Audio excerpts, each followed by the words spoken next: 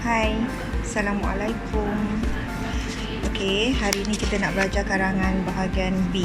Okey, minggu lepas dah buat karangan respon terhad. Hari ni kita nak buat karangan respon terbuka, okey, ataupun karangan bahagian B. Okey, nampak tak? Karangan bahagian B ni 70 markah, okey. 350 patah perkataan hingga 500 patah perkataan. Okey. Karangan bahagian B ni okey ya. Cikgu pergi cepat tau. Karangan bahagian B ada 5 ataupun 6 perenggan. Okey.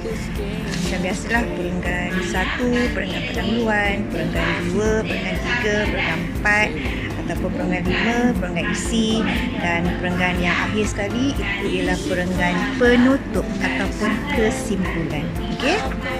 Faham ya? Okey. Untuk perenggan pendahuluan,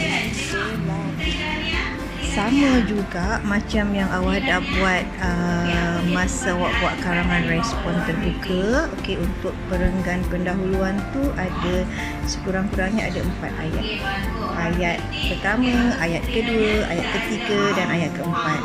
Okey, tak apa, yang tu nanti cikgu terangkan. Yang ni basic sahaja. Okey.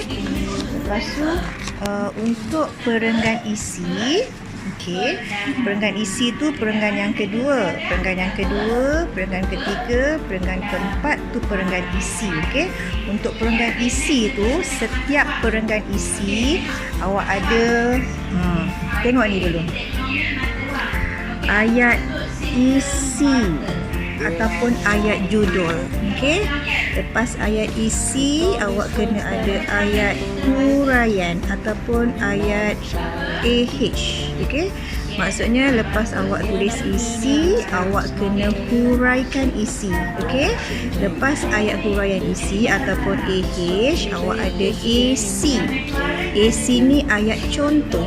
Okey, maksudnya lepas awak huraikan, awak kena bagi contoh. Okey, lepas contoh, awak ada ayat impak ataupun kesan.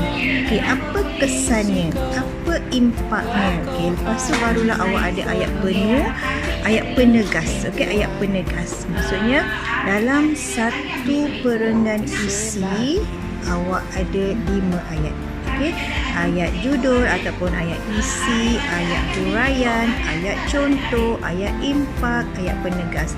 Maksudnya setiap ayat ni semuanya berkaitan dengan ayat isi. Okey, contohnya macam ni. Okey, contohnya tajuk hari ni tajuk hari ni ya. Ibu bapa adalah insan yang perlu kita hormati. Bincangkan peranan anak-anak untuk membahagiakan ibu bapa. Okey, tajuknya ni. Okey, ini ialah soalan. Okey, so macam ni. Dalam grup awak tu, cikgu dah bagi rangka karangan. Rangka karangan untuk menulis ayat, nak menulis perenggan pendahuluan. Cikgu bagi rangka karangan untuk perenggan isi, perenggan 2, perenggan 3, perenggan 4, dan cikgu bagi rangka karangan untuk perenggan penutup. Okey, jadi lepas ni saya nak awak tulis tajuk yang ni lah. Okey, lepas tu cikgu nak awak salin balik rangka yang cikgu bagi tu, rangka pendahuluan, rangka isi, rangka penutup. Okey, cikgu dah bagi rangka tu, awak salin balik. Bila dah habis salin rangka tu, bawah tu baru awak tulis karangan lengkap.